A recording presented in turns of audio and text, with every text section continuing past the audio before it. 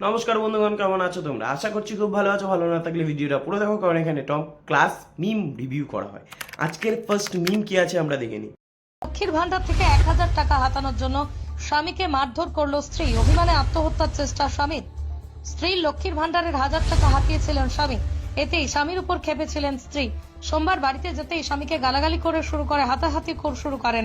স্বামীকে দু চার থাপ্পড় লাগিয়ে দেন। আর সেই অভিমানেই লরির সামনে ঝাঁপ দিয়ে আত্মহত্যার চেষ্টার ঘটনায় দেখো বন্ধুগণ, মিমটা দেখে যেটা বুঝলাম সেটা হচ্ছে কি, মিমটা যেটা করেছে সেটা স্বাভাবিক বিষয়, ঠিক আছে।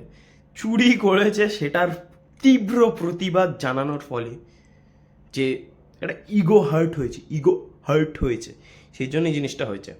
ব্যাপারটা হচ্ছে গিয়ে, ব্যাপারটা আমরা বুঝতে পারছি, এটা এটা এটা স্বাভাবিক বিষয়। ইগোতেও লেগেছে, চুরিটা করেছে। আজকের ভিডিওটা